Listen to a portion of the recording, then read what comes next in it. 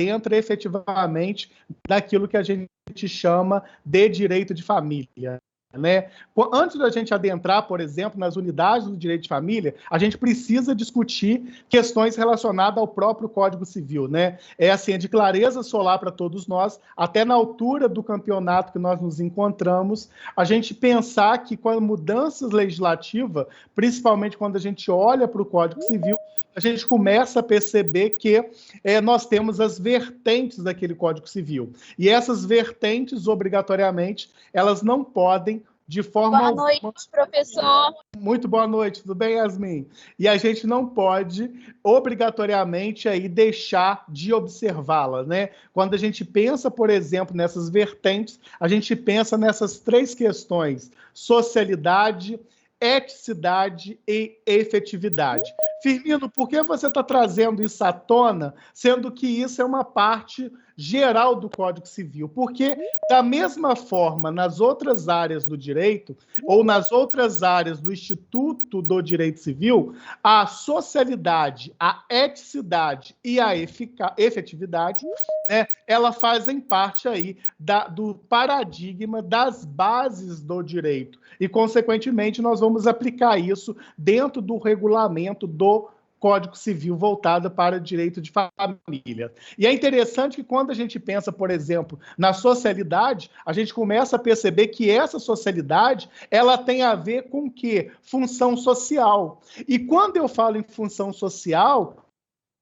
a gente começa a perceber que os institutos jurídicos precisam apresentar função social. Então, quando a gente olhar o conceito, por exemplo, de casamento, a gente começa a perceber que uma das correntes do casamento define que a natureza jurídica dele é uma natureza o quê? Contratual. Opa, se é uma natureza contratual, eu teria aplicabilidade do 421 do Código Civil, que ele vai abarcar aquilo que a gente chama de função social. E essa função social, ela é extremamente importante porque ela vai trabalhar essa questão da socialidade. Essa socialidade que não tinha naquela M do Código de 1916. Porque no Código de 1916, como vocês já falaram e já estão cansados de saber, ele era um código voltado para o patrimônio. Ou seja, se aquele indivíduo, se aquela pessoa não tinha patrimônio,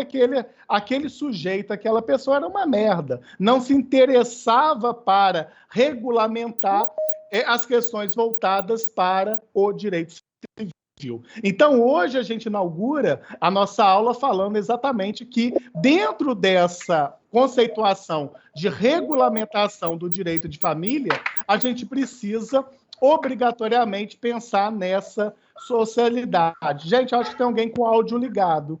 Se puder desligar, eu agradeço. Obrigado.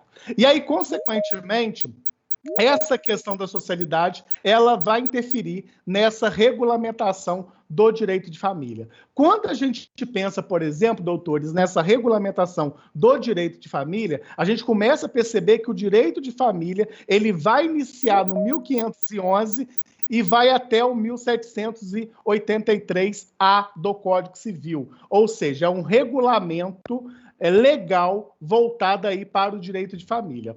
Uma outra questão aí... Desculpa, professor. Não, fique tranquilo, sem problema nenhum, que é isso. Uma outra questão assim também, deixa eu só colocar o chat aqui para olhar, senão não vejo vocês falando. Ô senhor, saiu o chat. Professor? Oi.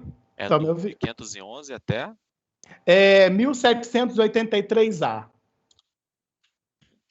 E aí a gente vai trabalhar, certo? Foi? E aí a gente trabalha, né?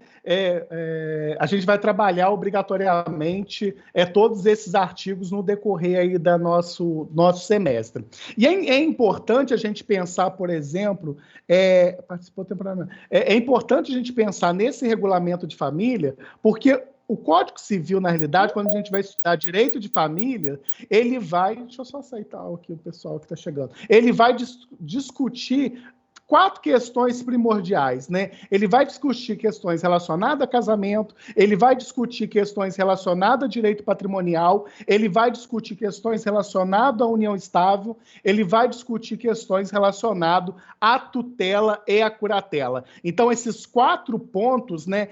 Casamento, direito patrimonial, união estável, tutela, curatela, obrigatoriamente ele faz parte aí dessa regulamentação do direito civil, quando a gente olha aqui a questões voltadas aí para a regulamentação do direito civil. E quando eu olho, por exemplo, esse novo Código Civil, e por que eu estou falando de novo Código Civil, sendo que eu estou em 2021? Porque nós vamos fazer o contraponto ao olhar, por exemplo, o Código Civil de 1916. Então, veja, galera, esse novo Código Civil, ele vai trazer obrigatoriamente no seu corpo alguns institutos, por exemplo, que ele não fazia parte do Código Civil de 1916. O Código Civil de 1916, por exemplo, ele não tratava, ele não regulamentava de alguns institutos que ele adivinha daquilo que a gente chamava de leis especiais. Então, você imagina a seguinte hipótese, né? Quando se discutia, por exemplo, separação, e quando se discutia, por exemplo, divórcio, a gente tinha uma lei especial que era 6.515 de 77. Então, a lei 6.515 de 77, ela regulamentava como lei especial o Instituto da Separação e o Instituto do Divórcio. O que eu quero dizer com isso? O Código Civil de 1916, né, que vigorou até o ano de 2002. Um outro instituto também que não era regulamentado pelo Código Civil de 1916 era, obrigatoriamente, o direito do companheiro, ou o direito das companheiras. Ou seja, era direitos, deixa eu aceitar esse povo, era direitos advindo de onde, Firmino? Dessa relação da união estável. Eu estou demorando porque eu estou aceitando aqui. Da união estável. Então, eu tinha leis especiais, leis específicas, que iria tratar do direito dos companheiros, que iria tratar do direito das companheiras, que obrigatoriamente era a Lei 8.971 de 94, 8.971 de 94 e a Lei 9.278 de 96, né? Então, obrigatoriamente, eram leis especiais ou aquilo que a gente ia chamar de leis extravagantes, que iria obrigatoriamente tratar sobre esse direito dos companheiros. Um outro instituto também que o Código Civil de 1916 era obrigatoriamente o quê, doutores? O Instituto da Adoção voltada para o menor de 18 anos. Por quê? Eu tinha um regulamento exclusivo. Quem regulamentava de forma exclusiva a adoção desse menor de 18 anos, obrigatoriamente, era o Estatuto da Criança e do Adolescente, né? E hoje, quando eu leio separação, divórcio, seja da adoção, seja do direito do companheiro, da companheira, hoje a gente abarca esses institutos dentro de, deixa eu aceitar aqui, de 2002, né, que ele entra em vigor, ou 11 ou 12 de janeiro de 2003, né? Por que eu falo 11 ou 12? Né? A divergência doutrinária de quando entrou efetivamente o Código Civil em vigor, tá? Se foi dia 10, 11 ou 12, né? Então, a gente tem essa divergência. Eu sustento que ele entrou no dia 10 de janeiro de 2003, tá? Então, isso foi aquilo que vocês estudaram na parte geral do Código Civil. Bom, enfim, então, esses institutos que eu acabaram de falar, o que ele não tinha previsibilidade no Código de 16, ele tem agora hoje previsibilidade no Código de 2002, que está aí em vigor até a presente data, né? E é interessante, quando eu olho esse novo Código Civil, ele veio fazer o quê, galera? Ele veio regulamentar vários institutos que faziam o quê? Que se encontravam nessas leis especiais, né? Quando eu cito, por exemplo, a lei do divórcio, quando eu cito a lei do companheiro, quando eu cito a questão da adoção, que estava numa lei especial, obrigatoriamente, eu olho agora para o Código Civil, eu olho esse regulamento do Código Civil e começo a perceber que ele também vai tratar dessas leis especiais, né? E é interessante a gente fazer alguma ponderação sobre isso, né? Esse novo Código Civil, esse Código Civil de 2002, ele não revogou somente essas leis especiais. Olha o que eu acabei de dizer. O novo Código Civil, ele não revogou expressamente essas leis especiais, vez que essa revogação expressa, né, ele só fez em face de quem? Do Código de 1916 e em face da primeira parte daquilo que se chamava de Código Comercial. Então, quando entra em vigor o Código Civil, de vez ele revogar essas leis especiais, ele fica quieto, ele fica com a boca fechada, ele não fala merda nenhuma. A única coisa que ele fala é o seguinte: olha, vou revogar o Código de 1916 e vou revogar a primeira parte do Código Comercial que se tinha anteriormente. E aí surge aí, galera, uma grande questão, né? Surge uma questão muito polêmica, né, que se travou em face disso. Qual foi a questão? Olha, se essa situação, se esse Código Civil, ao tratar, por exemplo, dessa revogação do Código 16, ao tratar da primeira parte aí da revogação do Código Comercial, qual é a grande questão? Ele não fala expressamente que revogou as leis especiais, né? Não há no Código Civil nada escrito, por exemplo, que houve essas revogações expressamente dessas leis. Então, a indagação que se fazia, né, principalmente lá nos iniciais do vigor desse Código Civil, ele fazia a seguinte indagação: essas leis especiais, por exemplo, elas ainda estão valendo? Né? Olhando o Código Civil em face dessas leis especiais, qual lei deve, por exemplo, prevalecer, né?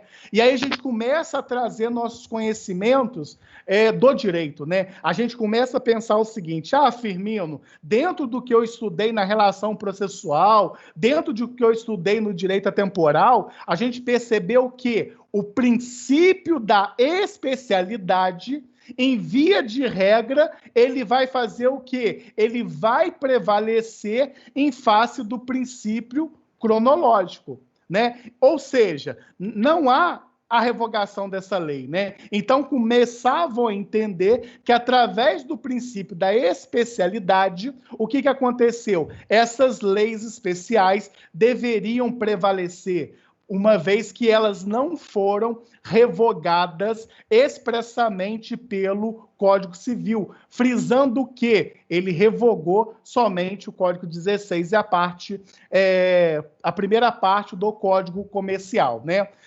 Se a gente seguir, galera, essa regra, ou seja, se nós seguirmos a regra geral da não revogação, né, se a gente seguir a regra geral dessa não revogação, dessa lei especial, deixa eu aceitar aqui. Travou, né? Travou, gente? Não.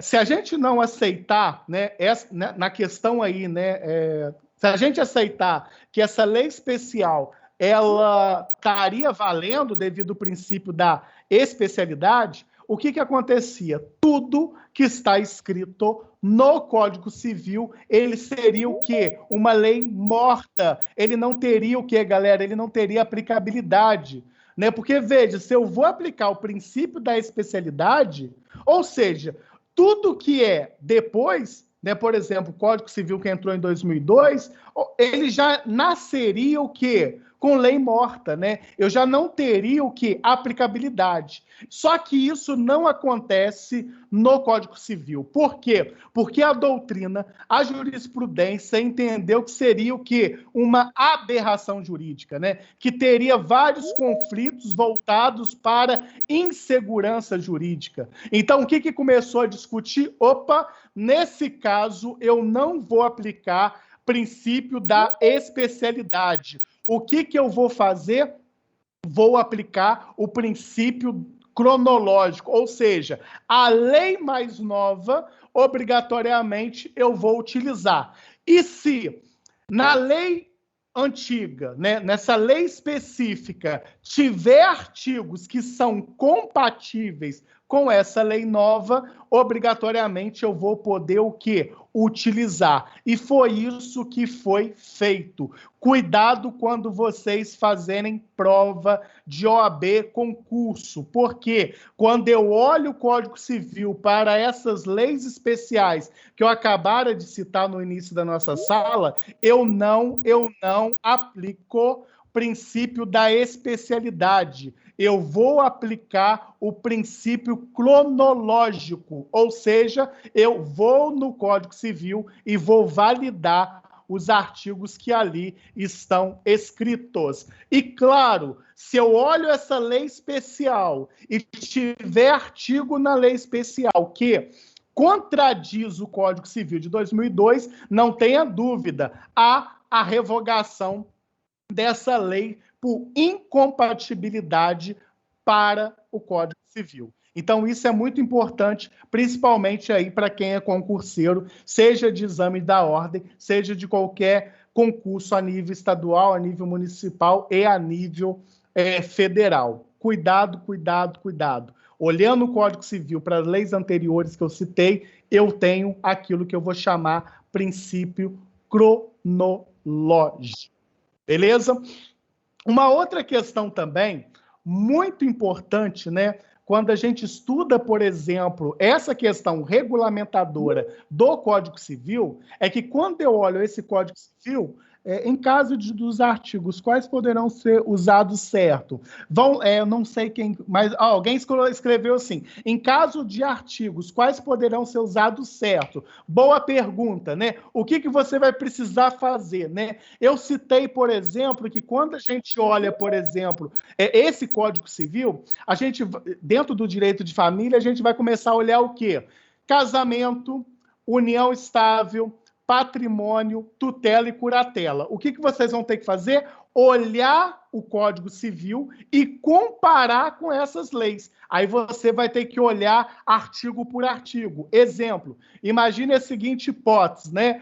Você tem lá, por exemplo, na separação e no divórcio, falando que o divórcio ele se dá em face de homem e de mulher, né? E aí, consequentemente, o Código Civil, ele reproduz essa fala. Só que nós tivemos uma resolução mudando isso em 2013. Então, obrigatoriamente, o que acontece? Essa modificação legislativa se aplica tanto ao Código Civil como se aplica, por exemplo, nessa lei especial. Então, por exemplo, você vai olhar, por exemplo, a lei do companheiro. E na lei do companheiro se tinha um artigo falando que eu precisava ter 5 anos para constituir união estável. Se você olhar, por exemplo, ao estudarmos união estável no Código Civil, não existe tempo, né? Esse tempo, na realidade, ele advém de um elemento subjetivo. Que elemento subjetivo é esse, Firmino? Elemento subjetivo de constituir família. Então, aquela nomenclatura de 5 anos, para ter união estável, ela simplesmente está revogada, tendo em vista que na união estável não tem essa previsibilidade. Hoje em dia não precisa nem morar junto. Beleza, ótima pergunta, ótima afirmação, né? A doutora colocou aí no chat, né? Firmino, hoje em dia nem precisa morar junto.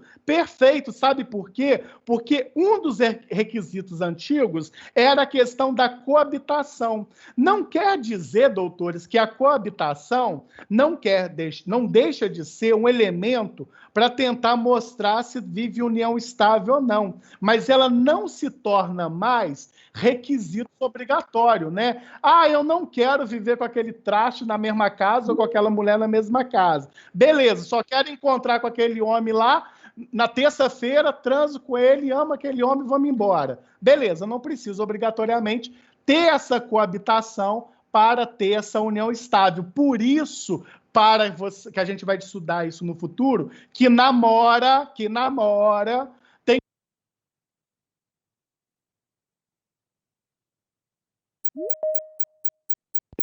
Professor, ficou mudo. Tá sem áudio. Não estou escutando. Voltou? Voltou. Não? Parou o som. Voltou? Voltou. Beleza. Gente, isso aqui é uma loucura. Tá parecendo o Elite do Netflix. Mas vamos lá. Então, assim, essa coabitação, ela não é requisito, né? Ela não é requisito. Por isso que quem namora precisa ter muito cuidado aí se está vivendo união estável ou se está vivendo contrato de namoro. Alguém pediu aí, levantou a mão para falar. Eu acho que foi Gabriele ou Gabriela, foi? Ah, foi eu, desculpa. Ah, tranquilo, sem estresse. Tem que se desculpar, não, a gente está no mesmo ritmo. Entendeu, gente? Então, muito cuidado, tá? Então, assim, eu encontrei uma pessoa, achei bacana, não estou coabitando, aí é namoro ou é união estável? Cuidado, tá? Porque direito civil é para nos ferrar. Olha só, se o juízo ficar em dúvida se é namoro ou união estável, eu não vou falar infeliz, né? Mas o que esse infeliz vai fazer? Ele vai gravitar para a união estável. Na dúvida, ele vai ratificar essa união estável, tá? Eu acredito que tudo é uma questão como a sociedade vê essa relação. Sim, mas a grande questão toda, né, quando você coloca essa questão, a grande questão é o seguinte, né? É o fato em si, né? Porque, veja bem, tem muita gente que fala o seguinte: união estável, eu preciso de uma escritura pública de união estável. Gente, aquilo em papel de bunda é a mesma coisa, né? União estável é fato, né? Simplesmente eu achei aquela pessoa interessante, Professor, vou viver com aquela pessoa... Oi, quem me chamou? Daniela, se tiver as fotos de convivência, tudo consta como união estável, né, professor? Se a pessoa conseguir comprovar, mesmo que visitar alguns dias. Perfeito, perfeito. Ela falou o seguinte, olha a fala dela, mesmo que seja em alguns dias. Por quê? Porque o elemento subjetivo é o quê, gente? Constituir família. Firmino, você vai enviar? Vou sim, Luana. Então, assim, o objetivo é constituir família. Por isso que Professor, esse fato... Vai lá, quem chamou? Carmen. Fica à vontade. Vai lá, então, quer dizer que um casal que namora 5 anos, mas tem um contrato de namoro, ele realmente são namorados, o fato deles conviverem muito tempo não vai se tornar uma união estável? Não, a gente não está falando nem do tempo, porque o tempo, na realidade, Carmen, ele está relacionado à continuidade, né? Quando a gente estudar, por exemplo, união estável, a gente vai perceber que nós temos um microfone ligado, acho que é da Vivi. Quando a gente estudar a união estável, nós vamos perceber que essa continuidade ela precisa existir porque a união estável ela não pode sofrer interrupção, né? Ela não pode ser parcelada. O que a gente está falando aqui é a questão voltada da coabitação, né?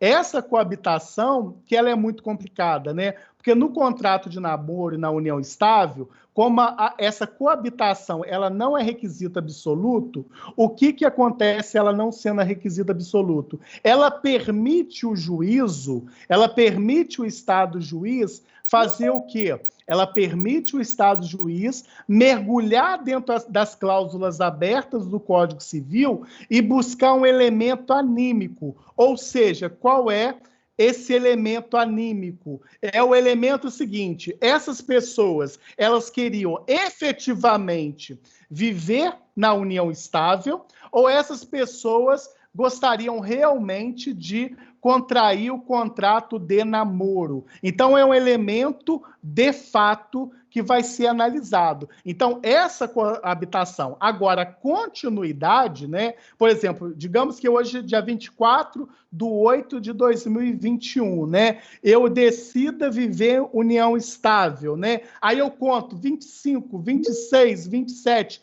Eu não posso fazer o quê? Interromper. Porque se eu interromper, o que vai acontecer? Vou aceitar aqui, desculpa, gente. aceitei aqui o povo. Se eu interromper, o que vai acontecer? Eu não tenho requisito da união estável, porque na continuidade, ou seja, nesse lapso temporal, nós vamos perceber que eu não posso interromper, porque se eu interromper lapso temporal, eu tenho que contar novamente a questões voltadas para a união estável, tá? A coabitação, não. Então, esse prazo contínuo de 5 anos, ele é requisito, sim, para você discutir se está em união estável ou não, tá? Muito cuidado, tá, gente? Muito cuidado, porque contrato de namoro é válido, mas tem que ter muito cuidado para não descaracterizar o contrato de namoro que nós vamos ver no futuro e é ele ser entendido que vocês já estão vivendo união estável. E se viver em união estável, tá ferrado. Por que tá ferrado? Porque se você não escolher regime, vai ter a aplicabilidade do regime da comunhão universal de bens. Vamos lá. Alguém me chamou aqui de mim, não conheço? Né, professor? Isso, aí divide. Metade para um, metade para outro dos bens onerosos. Vai lá, quem me chamou? Sim, Laine. Então, Isabelle, do Rio de Janeiro. Então, por quanto tempo mais ou menos esse contrato de namoro ele é entendido como um namoro e não como uma união estável? Porque eu acho que assim, mesmo que tenha 5 anos, mas tendo um contrato dizendo que as pessoas estão no namoro, ainda é namoro. Ou você deve ter tempo, validade do contrato.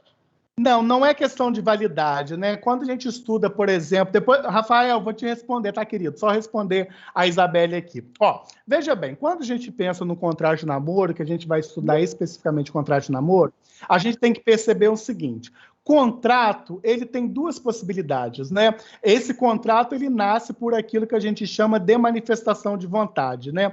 Quando a gente pensa na manifestação de vontade, a gente pensa num negócio chamado princípio da autonomia da vontade, né? Esse princípio da autonomia da vontade, ele vai desembarcar em 2 possibilidades, né? Ele vai desembarcar numa possibilidade chamada liberdade de contratar e aquilo que vai chamar em liberdade contratual. Então, obrigatoriamente, essas partes que desejam pactuar esse contrato de namoro, ele vira um contrato bilateral, ele vira um contrato sinalagmático. E, obrigatoriamente, essas manifestações de vontades, elas precisam ser o quê? Obedecida. A grande questão é que você tem que olhar o quadro fático da coisa, né? Por que o quadro fático? Você fez um contrato de namoro, não fez a extinção do contrato de namoro e você acha, dentro de um elemento subjetivo, que você está vivenciando uma união estável, ao ponto de estar adquirindo, por exemplo, bens na constância dessa união estável, mesmo que vocês sustentem que é um contrato de namoro. Exemplo, eu compro o terreno, eu peço um arquiteto para olhar junto com essa namorada. Então, pode ser que seja descaracterizado esse contrato de namoro, e aí você pede anulação do contrato de namoro e converte ele para união estável. E isso a gente vai olhar no caso concreto, todos os requisitos do contrato de namoro, como dos requisitos da união estável. Frisando, contrato ele pode ser por prazo determinado e esse contrato ele pode ser por prazo indeterminado. Então, esse quantitativo de tempo,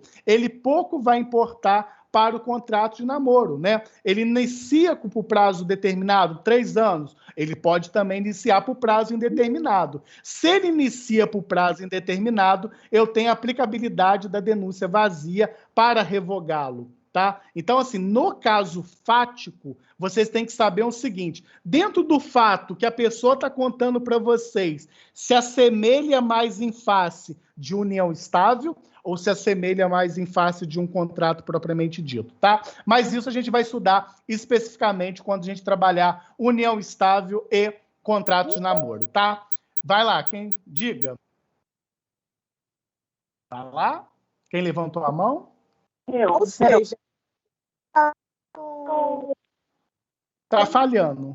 É isso que você está me falando. Então, se eu tô com alguém, seja no namoro, por exemplo, sempre vai e eu adquirir algum bem, alguma coisa, eu não posso, porque sempre vai acabar em união estável. É isso que você está me falando.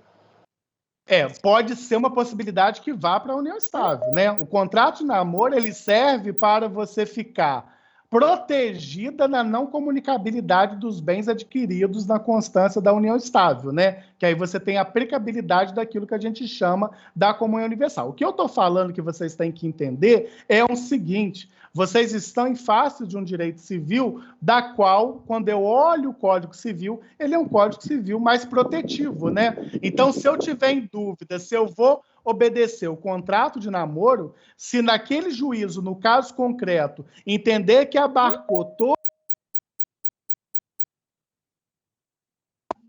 Professor, tá mudo. Ficou mudo de novo. Alguém que tá tirando o áudio do professor. Gente, que isso? Foi eu, gente. Eu pensei que ficava só para mim, só silenciava para mim. Perdão. Desculpe, Firmino. Foi mal, professor. Professor, tem que tirar o mudo aí. Tem que tirar o mudo aí, não saiu não. Professor, tá sem áudio. Deixa eu ver acho que dá aqui na reunião. Gente, tenta ajudar o professor. Tem áudio. Firmino, habilita seu áudio aí novamente. Pronto. Agora, não, fecharam de novo. Agora, Voltou? Voltou agora. Ai, gente, olha, é só comigo que isso acontece, mas vamos...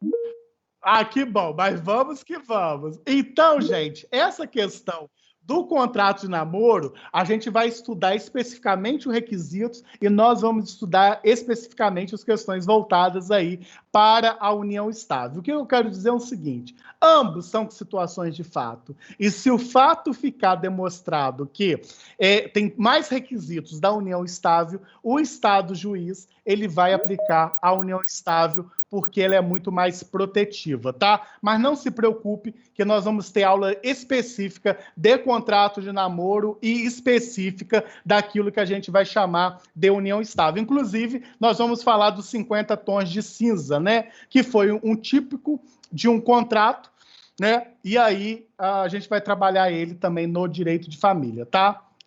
Vamos embora. Vai lá, quem me chamou? Só para ver se eu entendi, né? Eu acredito que deva ser. Então, ambos os contratos, ele vai ser validado a partir da intenção. Bom, eu comecei a namorar e minha intenção é um dia casar. Aquilo dali vai dar a eficácia para o juízo para entender que eu pretendo ter um casamento com aquela pessoa, independente de morar na mesma casa ou não. Agora, se o meu namoro é um namoro que, olha, a gente não tem pretensão nenhuma, é só um namoro. Aquilo dali vai ser determinado para a sociedade que a gente não tem intenção de continuar dali para frente, é só aquilo dali.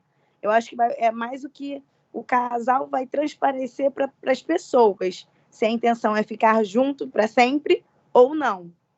Isso. Uhum. Beleza, isso também, né? Como as outras pessoas te olham. Perfeito, perfeito. É justamente isso. A grande questão é o seguinte, né? Colaborando aí com a sua fala perfeita, é o seguinte: olhando esse contrato de namoro e olhando a união estável, qual que seria mais protetiva, né? No sentido seguinte, o que não vai descaracterizar? Bom, não descaracterizou o contrato de namoro, porque obrigatoriamente não tem requisito para a união estável. Beleza, contrato de namoro, tá? Mas a gente vai trabalhar todos os requisitos dentro de uma aula específica para ficar mais clara, tá? Professor, a contemporaneidade não seria de fato pela não validação desse tipo de contrato, que seria algo mais clássico no direito civil? Na realidade, não, né? Na realidade é o seguinte, Rodinei, você tem doutrinadores, né? Inclusive tem um áudio ligado. Quem puder desligar o áudio, agradeço. Né? Olha, moça!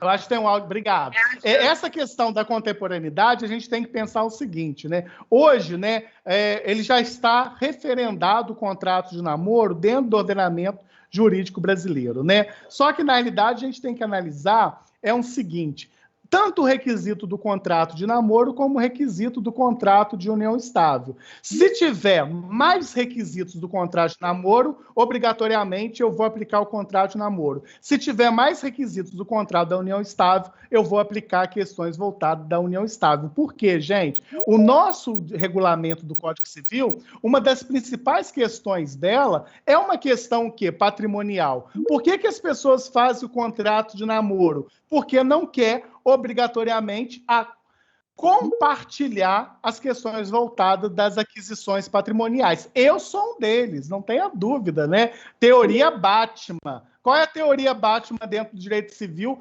criada por mim? Direito civil não divide patrimônio. Acabou, gente. Vai para separação total. Vida que segue. Tá? Mas a gente vai trabalhar isso aprofundadamente. Mas vamos lá, vamos dar continuidade, que tem muita... Esse contrato de namoro pode ser... Ele pode ser por prazo indeterminado, nada impede, né? Desde que você mantenha obrigatoriamente os requisitos desse contrato, né? Existem doutrinadores com voz rasas, né? Por exemplo, Washington Luiz de Barro, que ele fala que o contrato de namoro por prazo indeterminados, por exemplo, qual que seria a consequência dele, né? Você estaria ferindo disposição aí para partilhar as questões de bens, né? E aí ele faz uma ressalva grande sobre isso. Mas a gente vai trabalhar todos os requisitos no futuro, tá? A gente só está aqui na parte introdutória. Vamos lá, gente. Então, verificando ainda esse Código Civil, na realidade, ele modificou obrigatoriamente o quê? Essa ordem dos institutos regulamentados, né? Casamento, patrimônio, tutela, curatela e por aí vai, né? E é interessante que quando a gente discute, por exemplo, essa patrimonialidade dentro do Código Civil, né, obrigatoriamente, esse patrimônio ele não vai se confundir, por exemplo, com o bem de família. Quando o Código Civil, por exemplo, ele vai reger os tipos de regimes de casamento que nós vamos ver, comunhão universal, comunhão parcial, participação final dos aquestos, separação legal, separação absoluta, a gente vai trabalhar cada um deles, mas eu só estou dando um exemplo. Quando a gente vai trabalhar a questão do patrimônio no Código Civil, nós estamos trabalhando o bem de família voluntário. Eu não estou trabalhando o bem de família legal. Por quê? Porque o bem de família legal, eu tenho aplicabilidade da 8.009 de 1990, né? Então, o Código Civil, quando ele vai trabalhar também dentro das modificações patrimoniais, nós vamos trabalhar esse bem de família voluntário, que tem a ver com esse regime de bens, tá? Que é uma questão também muito interessante, porque ele é regulamentado, tá? Deixa eu aceitar quem entrou aqui. Bom, uma outra invenção também, né, importante também dentro do Código Civil, é a questão da própria ausência, né? Quando a gente trabalha, por exemplo, da ausência, a gente pensa que o novo Código Civil, ele não traz, por exemplo, mais o conteúdo do direito da família como a ausência, né? Por quê? Porque a ausência, ela faz parte da parte geral do Código Civil, né? Então, essa regulamentação da ausência no Código de 1916, ele era abarcada onde? No direito de família. E quando a ausência era abarcada no direito de família, eu achava aquilo uma merda. Por quê? Porque não era adequado.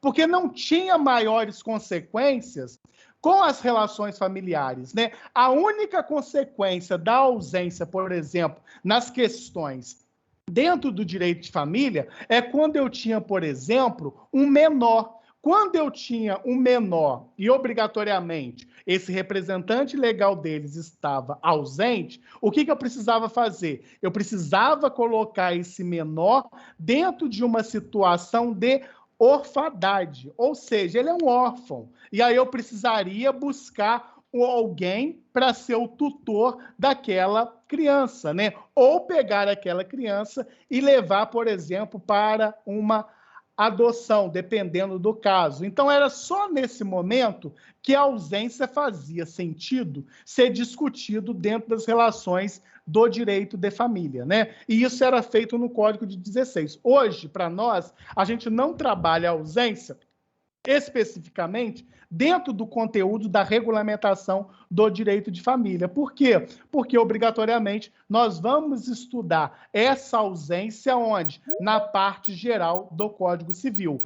E óbvio, né? Deixa eu aceitar aqui. E óbvio, né? Quando nós formos estudarmos, por exemplo, aquilo que a gente vai chamar de dissolução da sociedade conjugal, quando eu pensar nessa dissolução da sociedade conjugal, quando eu pensar, por exemplo, no rompimento desse vínculo matrimonial, aí sim vamos também olhar essa dissolução matrimonial, né, pela consequência da ausência. Por que pela consequência da ausência? Porque quando a gente pensa na ausência, a gente está pensando dentro dos seus maiores efeitos, é que eu vou pensar o quê? Que aquele ausente, ele é o quê? Eu tenho uma morte presumida, né? Essa é a grande questão. É o que... Isabelle, repete que não estou entendendo. Repito, lógico, vou repetir novamente, tá? Quando eu trabalho, por exemplo, na ausência, né? A ausência é o quê, gente? Vocês lembram lá na parte geral? A ausência é aquela típica situação, né? A está em casa com B, né? Estão lá conversando, brigando, dando na cara um do outro. Tô cansado, eu vou pro bar, eu vou beber, eu vou fumar, eu vou fazer o diabo a quatro. Aí o cara ou a mulher sai.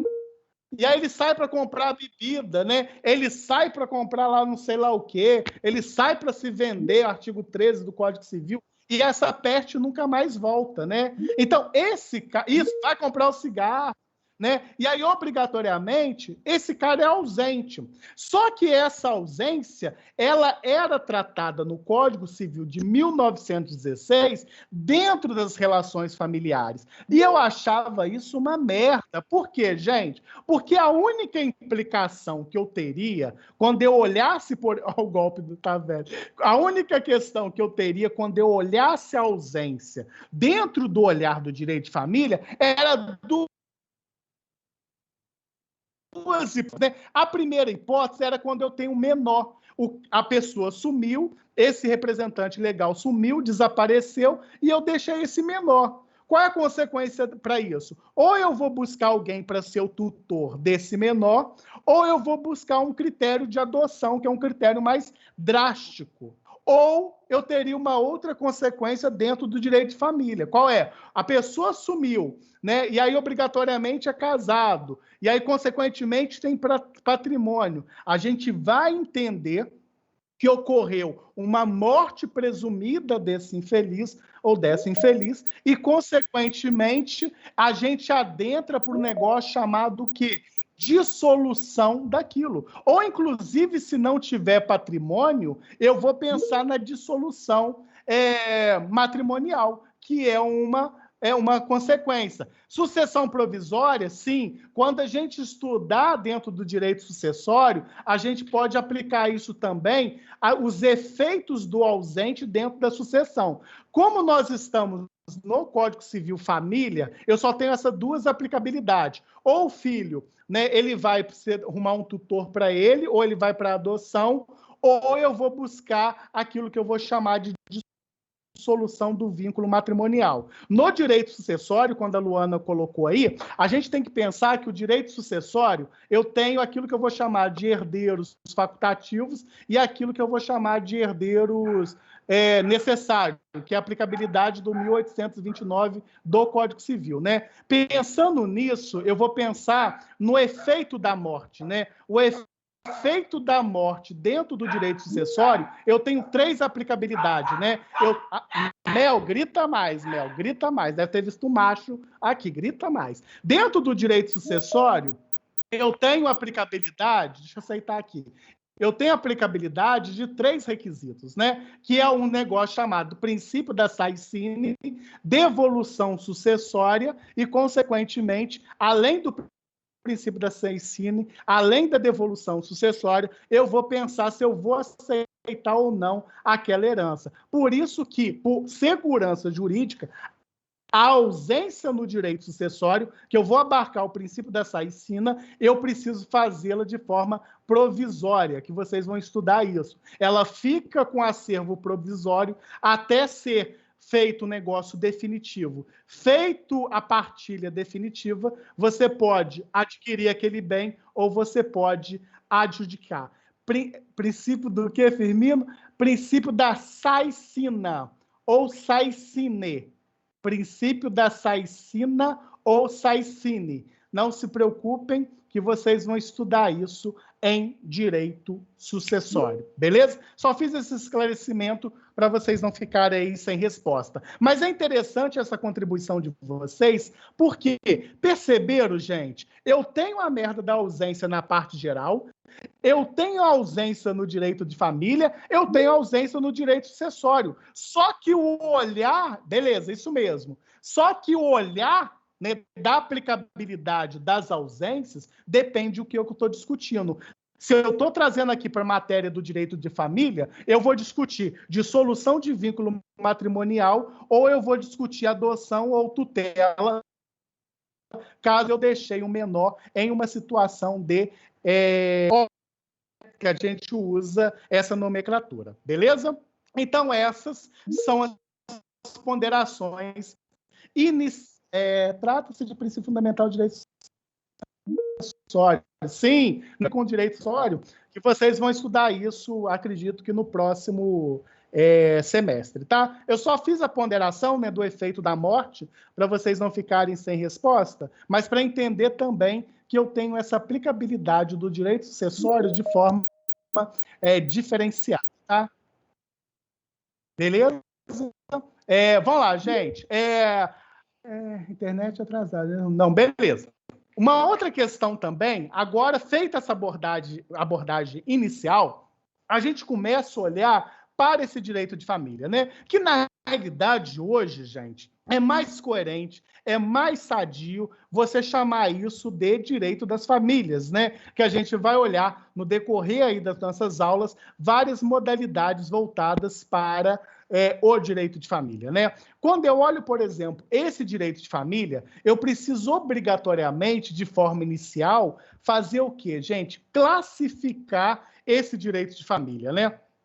E é interessante que quando eu vou buscar essa classificação dentro do direito de família, de forma majoritária, a gente começa a entender que esse direito... Deixa eu só aceitar aqui a Carmen, acho que caiu. É só a gente entender que essa classificação desse direito de família, ele é um direito advindo de um ramo do direito civil. Então, direito de família é ramo do direito civil, né? As pessoas falam direito de família, mas não compreendem que ela está abarcado dentro do direito civil. A grande questão é o seguinte, né? Principalmente para quem vai fazer concurso, é a gente começar a fazer um questionamento, né? Se eu estou no direito de civil, nós já compreendemos lá na parte geral, lá no direito obrigacional, lá no direitos reais, lá no direito contratual, que a maioria dos professores, de forma esmagadora, fala, olha, direito civil é um direito privado.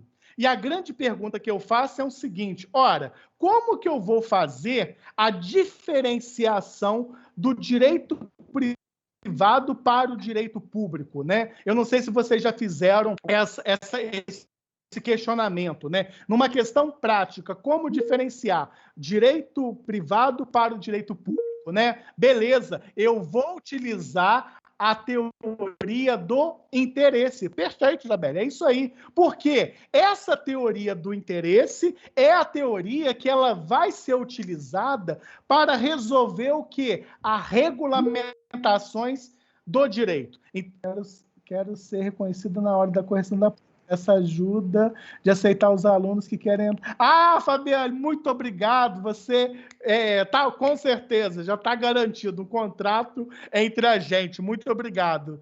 Obrigado mesmo. Você agora aceita aí para mim e muito obrigado. Tá? Eu já tenho um trato com o Fabiane, né? Deixa comigo. Vamos embora. E aí, gente, a Rafaela também, tudo bem. Eu sou devedor de vocês. Conte comigo e me ajude nisso, porque esse troço é muito doido. Mas vamos lá. Então, assim, é interessante, né, que essa pergunta que eu fiz, né, como eu vou diferenciar, né, esse direito privado desse direito público? E a Isabelle falou, olha, pela teoria do interesse, né? Eu vou aplicar a teoria do interesse. Porque, galera, vai prevalecer essa regulamentação sem face de um direito privado ou sem face de um direito público. Se prevalece, por exemplo, interesses voltados do direito particular, obrigatoriamente, não tenha dúvida.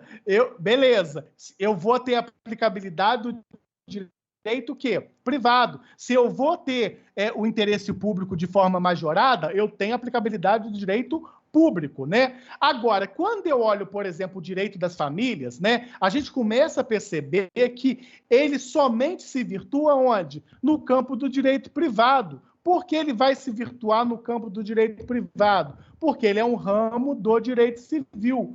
A grande questão é que esse direito das famílias, ele não é um direito que autônomo. O que eu quero dizer com isso, gente? Se o direito das famílias não é um direito autônomo, né? Ou seja, ele não tem vida própria, então há uma discussão doutrinária da possibilidade de a gente aplicar um negócio chamado o quê? Publicização do direito de família. Publicização do direito de família. Ou seja, nós vamos começar a perceber que as normas do direito de família, elas são oriundas de onde? De ordem pública. Ora, se são oriundas de ordem pública, qual é a consequência disso? Não podem ser modificadas pela vontade das partes. Exemplo, Firmino, eu tenho 5 regimes de bens: comunhão universal, comunhão parcial, participação final dos aquestos, separação legal, separação absoluta. Posso criar outro regime de bens? Não posso, porque advém de matéria de ordem pública. Beleza? Por quê? Porque esse direito civil, ele não é, direito das famílias, ele não é autônomo. Mas a adoção está no disposto do Código Civil, mas levem... Calma, a gente vai... Gente, olha só, vocês estão perguntando sobre matérias específicas, né? Adoção, não sei lá o quê, mas a adoção está... Sim, mas ele está no ECA, né? Ele está no ECA... E aí a gente vai ter uma aula especificamente dos conteúdos. Agora a gente só está fazendo a base do direito aqui, tá? Então, dentro dessa classificação, a gente começa a perceber o seguinte, olha, família, essa classificação de direito de família, ele está dentro do direito civil, é um direito privado, contudo, obrigatoriamente, o direito de família, ele não é autônomo, ou seja, ele não tem vida própria, uma vez que ele precisa obedecer matéria de ordem pública. Como eu disse, né, eu não posso modificar regime de bens. Se existe 5 regimes de bens, eu tenho que analisar qual eu vou escolher e se eu posso escolher, que nós vamos ver isso no futuro, tá? Então, cuidado. Eu olho esse direito de família, ele está em direito público, mas ele está em direito privado, mas ele não é autônomo. Eu preciso obedecer matéria de ordem pública, né? Lógico que vocês vão olhar alguns doutrinadores com vozes isoladas falando que ele gravita sobre direito público, né? Na realidade, ele gravita em face de uma ordem pública, né? Que deve ser cumprida. Porque se fosse assim, eu não teria aí a aplicabilidade da manifestação de vontade como consenso dentro das relações de direito de família, principalmente no casamento, né? Aceita casar com fulano? Sim, beleza, você precisa fazer essa manifestação sob pena de eu ter uma ineficácia ou uma inexistência do casamento que nós vamos ver no futuro, tá? Então, cuidado com essas observações iniciais de onde está situado esse direito de família. É importante também, né, até atendendo aí, as questões voltadas para a unidade 1, quando a gente pensa, por exemplo, numa coisa muito importante, né? A gente vai pensar numa questão chamada evolução do direito de família, né? Talvez hoje, no século XXI, né, a gente tem várias modalidades de família, que nós vamos ver isso no futuro, família monoparental, família homoafetiva, você tem a possibilidade hoje, né, embora remotamente, mas discutir em questão de trissal, quartrissal, não sei lá o que sal, por aí vai. A gente começa a perceber que o direito de família, principalmente de 2011 para cá, ele sofreu várias evoluções legislativas, né? E isso, principalmente para quem milita na área, a gente começa a entender que é uma questão extremamente poliafetiva, a questão do trissal, isso aí. A gente começa a perceber, obrigatoriamente, né, que teve uma evolução, mas, infelizmente, essa evolução nem sempre foi assim, né? A gente precisa perceber que, quando a gente estuda essa evolução do direito de família, esse direito de família, como eu disse, né, principalmente agora, ele sofreu, ao longo dos anos, né, uma evolução de modificações, né? E essas modificações, não tenha dúvida, né, de forma majoritária, foram modificações extremamente importantes para quem gosta e milita dentro de uma área dessa, né? Quando a gente olha... não cheguei, mas eu vou falar sobre ele, né? Até porque nem me perguntou, o Código de 1916, né? Não cheguei porque eu só tenho cara de idoso, né? Mas eu tô um pouco novo ainda, mas não peguei, não. Eu estudei pelo Código 2002. Mas a gente sempre faz o paralelo, principalmente quando a gente estuda contratos, quando a gente estuda família, porque às vezes a gente tem aplicabilidade, tá? Então, assim, dentro do Código de 16, ele era um código complicado, né? Eu não sei se vocês já estudaram direito comparado. Eu tenho um artigo, depois eu vou mandar para vocês, que eu faço direito comparado do Código de 16 pelo Código de 2002, né? Esse Código de 16, quando ele foi promulgado, né? Já havia, galera, passado muito tempo, né? A entrega da aprovação do Código de 16 no Congresso, vamos pensar o seguinte, ele foi entregue em 1898. Em 1898 se entregou o projeto de lei desse Código Civil, mas ele somente foi aprovado em 1916. Ou seja, gente, de 1898 a 1916, o projeto sofreu o quê?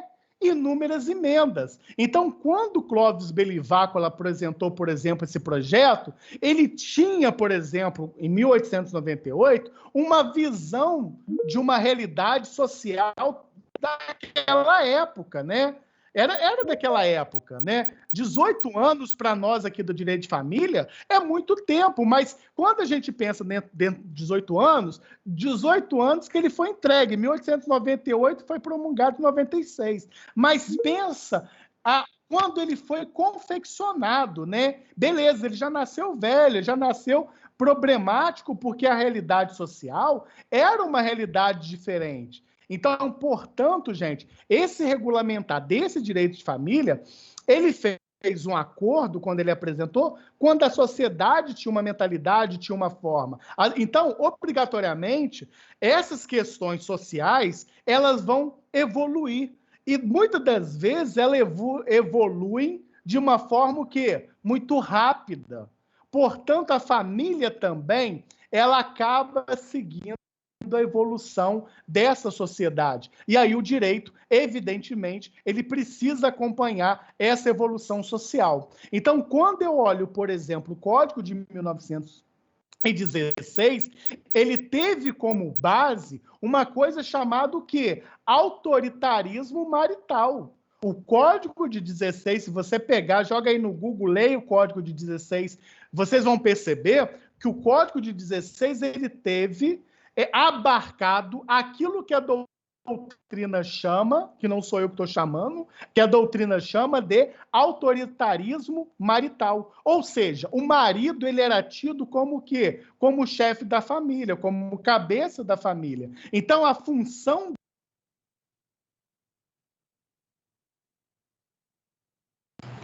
Tá mutado aí. De novo? Mas foi alguém que fez. Como? Alguém eu... seguindo. Gente, eu acho que o pessoal deve estar falando assim, Firmino, fecha essa boca, infeliz, porque aí tampa o microfone. Vamos respirar, né? Mas tudo bem, vamos que vamos. Ó, mais gente para aceitar aqui, ó. Ó, Fabiane, você não está aceitando esse povo não, hein? Mas vamos lá. Então, assim, dentro do Código 16, ele teve como base, né, esse autoritarismo que...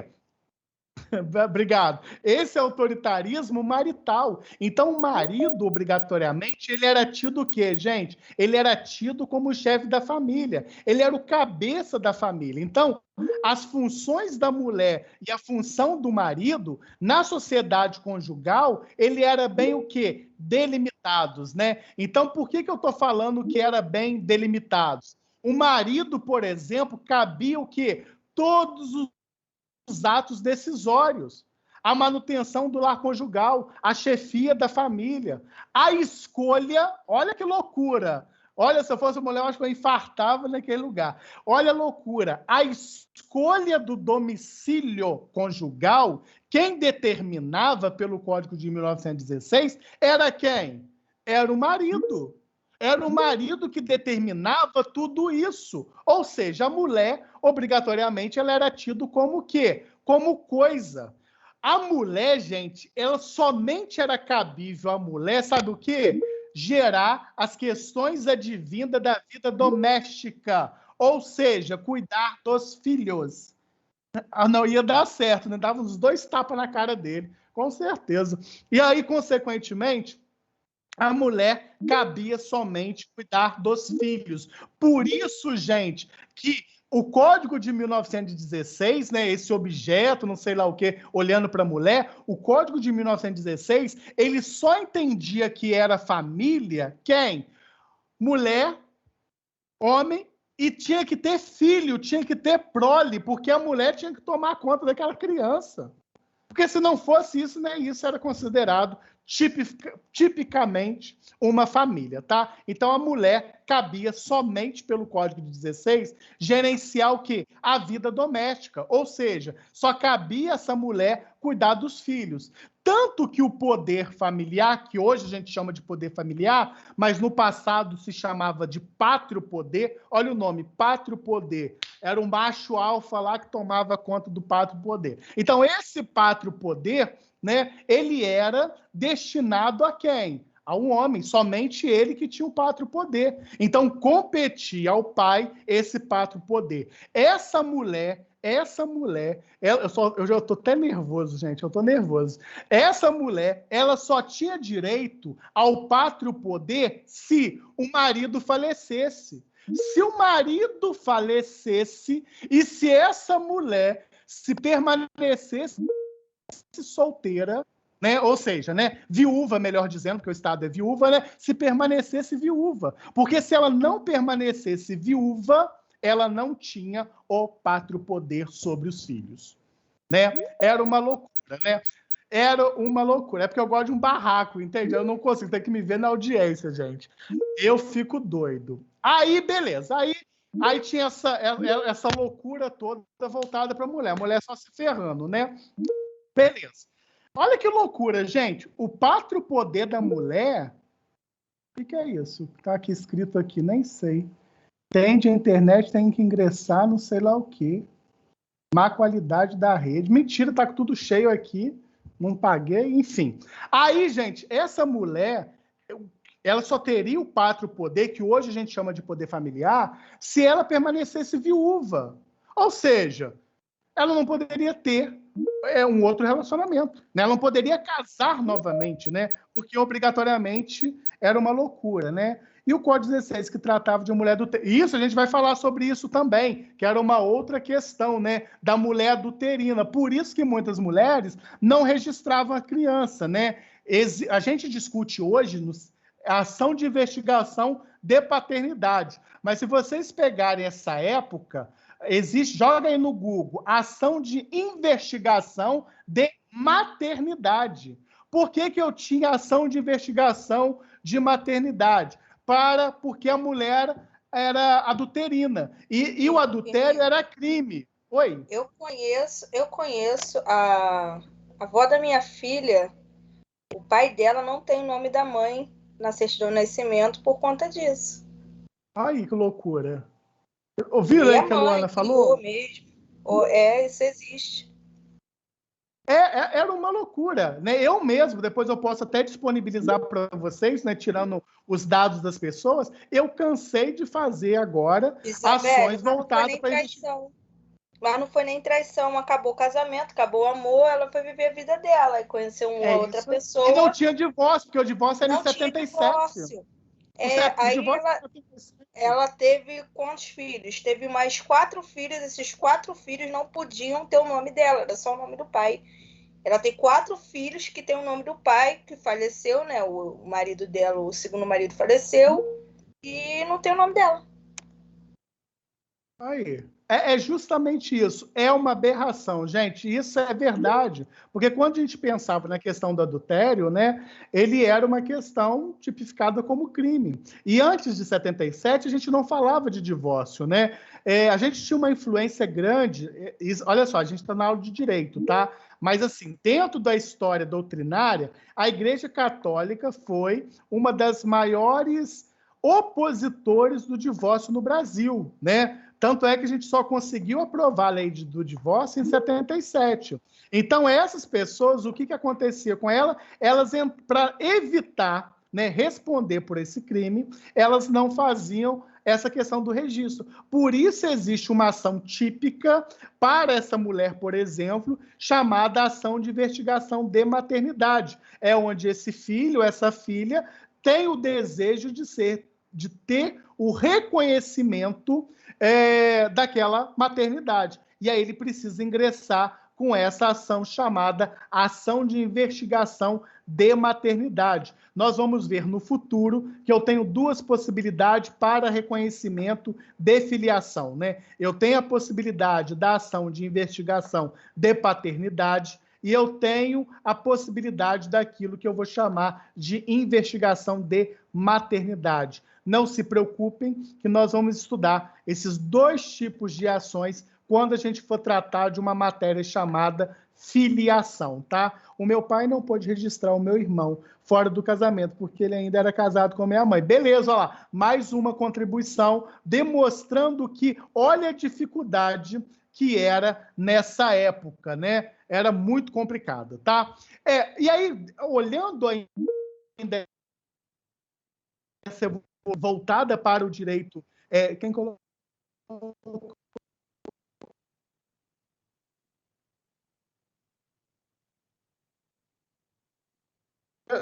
um princípio muito mais afetivo e subjetivo que estão sendo aceitos pelos tribunais, né? Esse princípio da efetividade, quem inaugura ele no Brasil, quando começou a estudar questões homoafetivas, foi Maria Berenice Dias. Travou? Voltou? Voltou? Alguém escreveu que travou. Não. Voltou, Firmino. Voltou? Beleza, então eu retorno mais um pouquinho. Então, esse princípio da afetividade, né, ele era obrigatório do direito de família, que nós vamos ver em breve, né? Então, veja bem, galera, todavia, né, quando a gente olhava ainda, né, pelo Código 16, olhava, por exemplo, essa questão dessa mulher, a gente começa a pensar num negócio chamado evolução social, evolução cultural, que inseriu essa mulher dentro do mercado de trabalho. E aí, obrigatoriamente, essa mulher, ela começou a se desenvolver intelectualmente. Quando eu falo que a mulher começou a se desenvolver intelectualmente, eu não estou dizendo que ela não tinha intelecto. Eu estou dizendo que a partir do momento que permitiram que essa mulher estudasse, se inserisse no mercado de trabalho, a doutrina chama isso de desenvolvimento intelectual, tá? Então, foi só nesse momento de inserir essa mulher no mercado de trabalho que a gente começou a distanciar essa concepção aí de diferença desse marido para essa mulher, né? Inclusive, né, gente, quando chegou em 1962, nós tivemos, né, a promulgação de uma lei que era chamada Estatuto da Mulher Casada, né? O Estatuto da Mulher Casada era 4.121 de 62, né? E nessa época, ele foi um marco de evolução dentro do direito de família, né? Ele alterou, por exemplo, alguns artigos do Código de 16, né? Ele derrogou o artigo 6º do Código Civil, de 16, que tratava de uma nomenclatura chamada mulher casada. Por isso, gente, quando a gente falava que a mulher não era casada, a gente achava que ela era prostituta, que ela era da vida, que ela era da zona, que ela era do diabo a quatro, né? Olha que pesado, mulher casada, né? Então, era um requisito ainda dentro desse sistema aí do Código de 16. E aí, esse direito, obrigatoriamente, ele foi evoluindo, né? Ele foi evoluindo e a gente chega aí na Constituição de 1988, né? Quando eu penso, por exemplo, na Constituição de 1988, a gente começa a perceber alguns princípios importantes dentro do direito de família, né? É impossível a gente gravitar pelo direito civil, pelo direito das famílias, sem considerar alguns dos maiores princípios adquiridos dentro da esfera constitucional, né? Quando a gente olha, por exemplo, o artigo 5º, inciso 1º, deixa eu aceitar aqui, o artigo 1º da Constituição da República Federativa do Brasil, a gente começa a pensar num grande princípio, que é aquilo que a gente chama de igualdade, né? Igualdade entre homem e mulher, né? Quando a gente pensa na evolução legislativa, a gente começa a pensar numa outra forma de princípio, né? Que é um princípio mais adequado ao século XXI, que é aquilo que a gente chama de princípio de igualdade entre as pessoas, né? E aí, obrigatoriamente, esse foi um dos grandes marcos constitucionais para a gente garantir deveres e garantir obrigações a essas pessoas, né? Então, essa igualdade, ela foi um marco teórico, pelo menos, importante dentro da evolução do direito de família, né? E é interessante que a gente ainda pensando nessas questões voltadas aí para a igualdade, a gente começa a pensar também em face da igualdade jurídica entre os cônjuges, né? Por que é importante a gente discutir lá no artigo 226 da Constituição, o artigo 226 da Constituição Federal, ele inaugura aquilo que a gente chama de direito de família. Ele inaugura questões relacionadas à própria família, né? Deixa eu aceitar aqui. A própria família. E aí, o artigo 226, você tem lá um parágrafo 5º que, obrigatoriamente, é combinado com 1511 do Código Civil, a gente começa a perceber um negócio chamado de igualdade entre os cônjuges, né? E essa igualdade entre os cônjuges é uma questão importante, né? Tanto é uma questão importante que a gente fazendo uma reflexão sobre a Constituição de 1988, a gente começa a perceber agora que aquele pátrio poder que cabia somente ao homem, ele deixa de existir e a gente substitui... Alguém está me ligando. E a gente substitui...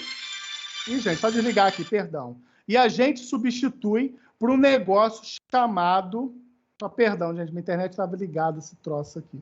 E a gente substitui por um negócio chamado poder familiar, né? Quando a gente pensa em poder familiar, nós vamos perceber que poder familiar é poder familiar em face dos filhos. É uma possibilidade de incluir, por exemplo, o sobrenome da mulher no nome do marido. Isso é importante. Né? É a possibilidade, por exemplo, aí tem um outro lado, né? É a possibilidade também do marido requerer pensão alimentícia para a mulher. Então, se inaugura aí isso que a gente chama de igualdade entre os cônjuges, né? E olha que interessante, né? A gente está falando em igualdade entre os cônjuges. Quando a gente está pensando em cônjuge, a gente está pensando em regime de casamento. Por isso que a Constituição Federal fala o seguinte, olha, infeliz, quer viver união estável? Vive união estável. Mas eu recomendo que você converta a união estável para casamento. Por quê, gente? Olha que loucura. Por que que a Constituição ela aconselha converter a união estável para o casamento? Porque quando você casa, eu sempre vou ter alguma presunção. Por exemplo, eu vou presumir que obrigatoriamente ambos são dependentes econômicos um do outro. Eu vou presumir que ambos são dependentes uns do outro, né? Então você imagina o seguinte: você tem no Brasil, para quem não é servidor público, para quem é servidor público, eu tenho um negócio chamado regime próprio, né? O regime próprio, ele é voltado para o servidor público, ou seja, qualquer esfera estadual, municipal, federal, você tem aí um regime próprio voltado para isso, né? Quando eu penso no regime geral de previdência social, eu estou pensando num negócio chamado seguridade, né? Seguridade social, eu tenho 3 vertentes, né? Assistência, previdência e saúde. Então, você imagina o seguinte, você vive em união estável, aí o cara lá falece.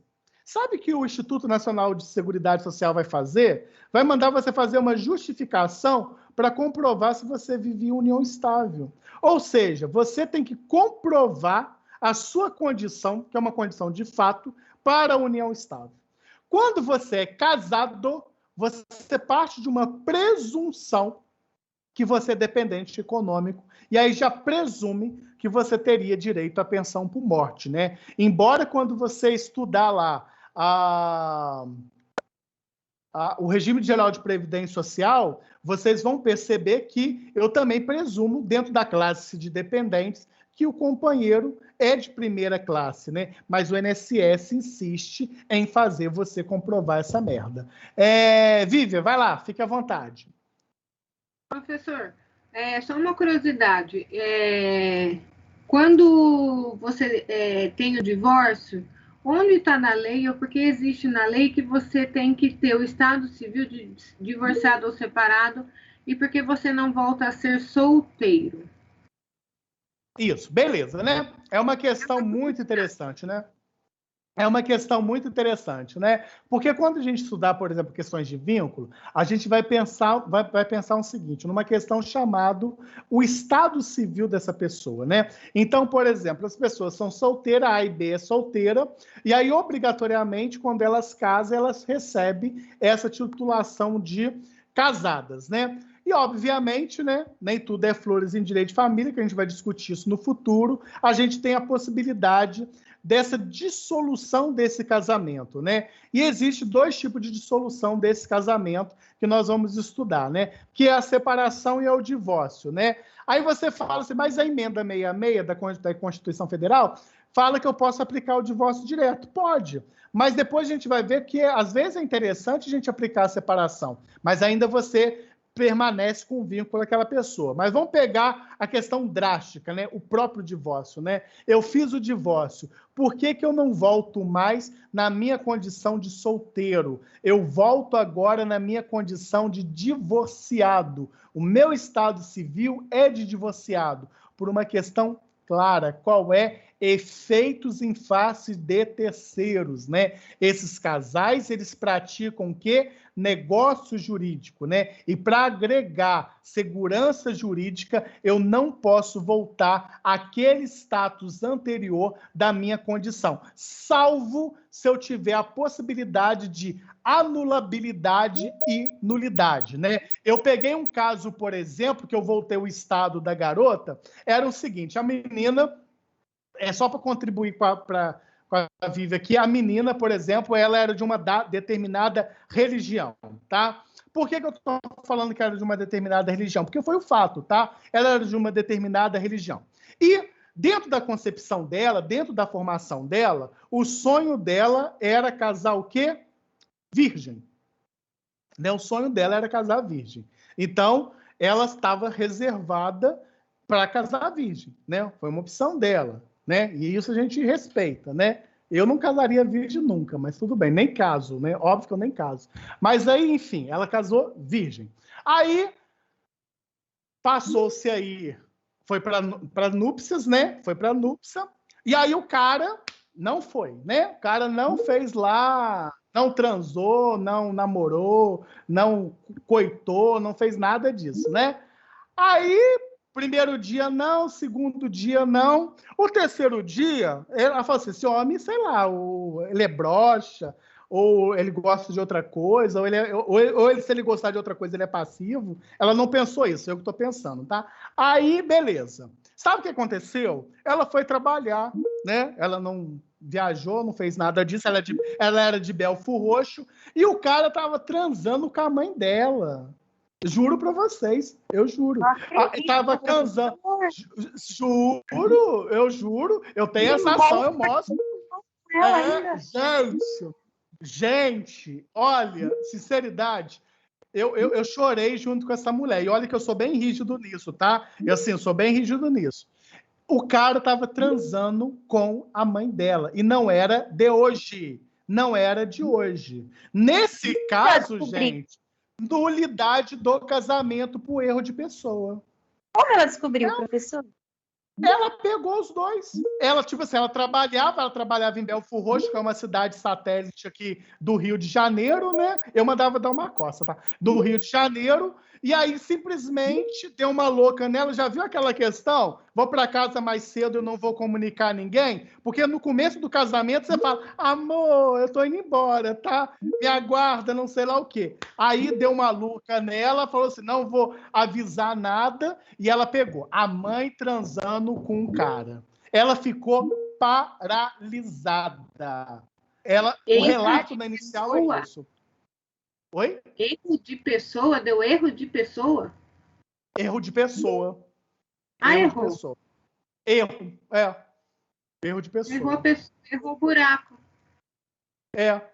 Olha, gente, mas é que a gente vai discutir algumas modalidades. A gente fundamentou em erro porque ela acreditou muito nele, né? Achou que ele se apresentava de uma forma e ele era uma outra pessoa, né? Mas a gente fundamentou, e aí eu vou trazer essa sentença cortando aí para vocês esses nomes, né? Mas eu posso disponibilizar isso para vocês. Mas foi uma tristeza. Mas é uma possibilidade. Aí, por exemplo, nesse caso, eu volto ao meu estado anterior, que é o meu estado aí de solteira, né? Gerou dano moral nela. Beleza, né? Colocou assim, gerou dano moral nela? Gerou. Oi. A mãe ficou com o genro? Daniela. Olha, aí que tá uma... Oi, Daniela. Aí, justamente, né? Eu não sei muito o que aconteceu depois, né? Porque a família foi destruída. Mas aí vamos pensar o que você falou, que eu achei que é uma questão interessante, né? Ela falou assim, e aí? A mãe ficou com o genro, na união estável ela pode ficar. Casar com ele, ela nunca vai poder casar. Por quê? Porque é parente por afinidade. E aí eu tenho uma proibição de não permitir o casamento, né? Aí os colegas colocou assim, cabe aí, justamente, sogra e sogra é parente ad eterno, gente. Ah, meu sogro é gostosão, minha sogra é gostosona. Não vai casar com ele. Não vai. Me surge uma dúvida aqui. Se o casamento foi anulado, os dois, tanto o noivo quanto a noiva, não voltaram ao status quo? Beleza. Não voltaram, então ele poderia se casar com a sogra, em tese, né? Não, ele não poderia, não. Porque o vínculo estava mantido. Não, dissolveu o dela. Na realidade, eu não mudo o status quo dele, porque senão eu estaria dando a ele o quê, Luana? Benefício, né? Ele estaria se aproveitando da própria resolução. Para ela que vai se aplicar a nulidade do contrato voltando ao status quo. Para ele, não, ele vai ser divorciado. Tá? Independentemente disso, né? Aí ele sendo divorciado, obrigatoriamente, e ela solteira. Entendi. E ela solteira. E aí alguém perguntou aqui, né? Aqui, eu vou passar. E ela perguntou aqui, por exemplo, a questão do dano moral, né? Se teria dano moral nisso, né? Tem sim, sabe por quê, gente? Quando a gente pensa no dano moral, a gente pensa do negócio seguinte: se está dentro de uma normalidade, eu tenho um negócio chamado o quê? Dever jurídico originário, né? Então, eu casei, está tudo bem, está tudo na paz. Quando eu violo esse dever jurídico originário, vai surgir um outro dever, que é aquilo que eu vou chamar de quê? Dever jurídico sucessivo. O que é dever jurídico sucessivo? Nada mais é do que aquilo que eu vou chamar de responsabilidade civil. E quando eu penso nesse dano moral, eu tenho aplicabilidade do 944 do Código Civil. Esse 944 do Código Civil, eu tenho aquilo que eu vou chamar de extensão do dano moral. A única possibilidade que nós temos tipificado dentro do Código Civil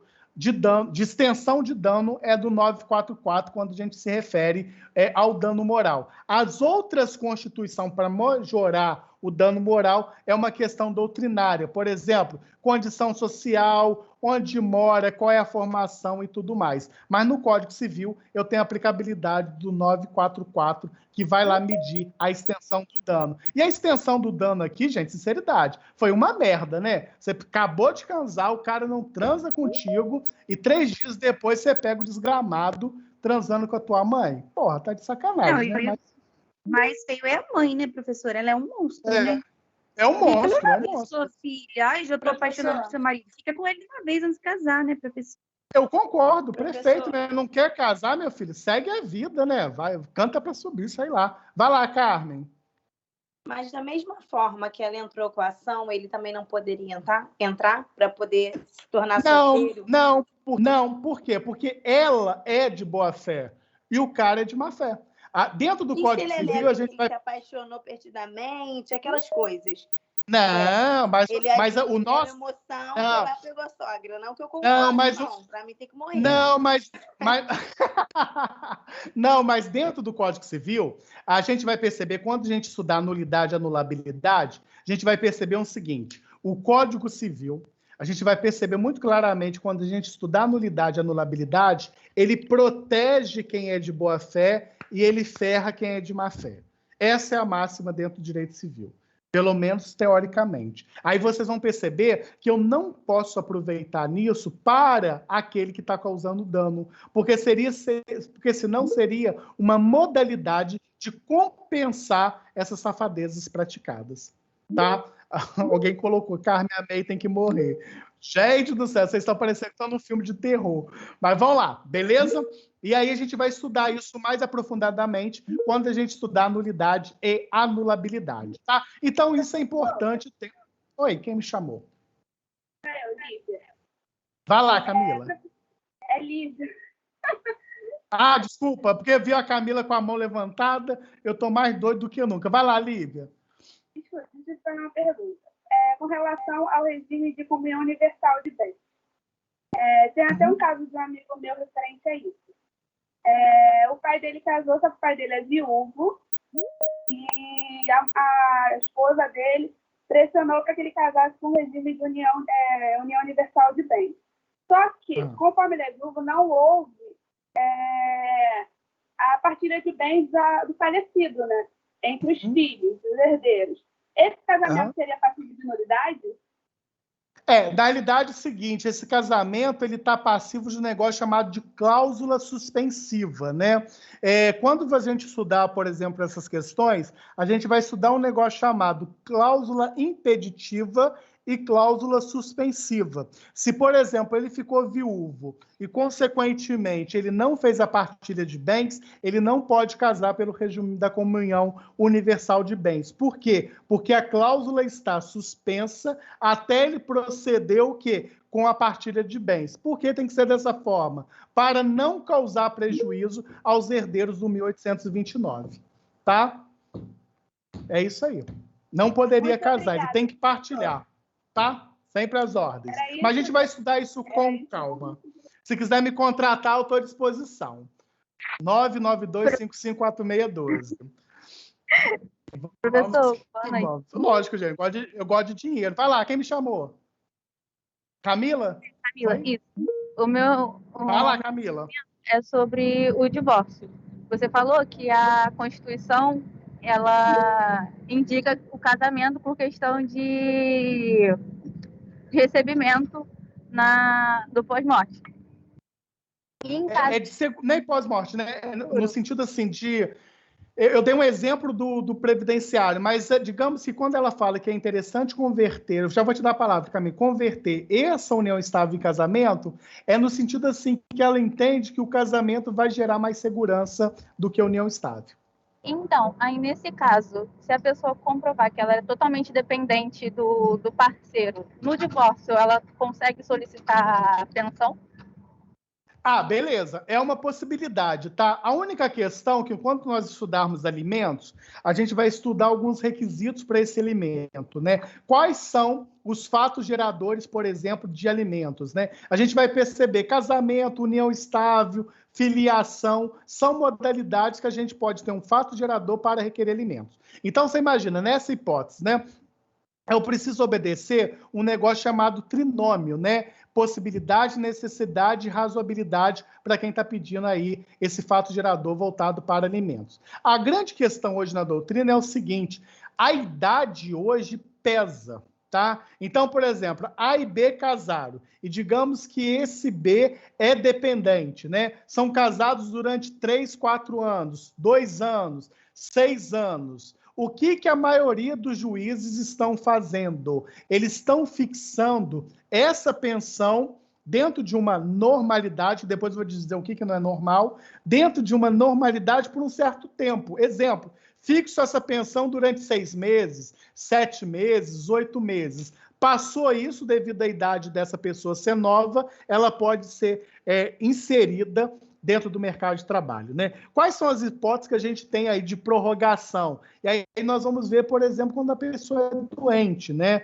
Aí é uma possibilidade, e sempre foi dependente na questão de plano de saúde, de medicamento, há uma possibilidade de a gente colocar aí essa pensão, entre aspas, ad eterna, entre aspas. Por quê? Porque as pensões, elas podem ser revistas ou exoneradas, né? Mas, assim, dentro do direito moderno, quando a gente estudar alimentos, Camila, é uma grande dificuldade para nós quando a idade da pessoa influencia na tutela jurisdicional, né? Fixa aí durante muito pouco tempo e depois aquela pensão acaba sendo exonerada, tá? Mas a gente vai trabalhar isso direito, né? Firmino, teremos...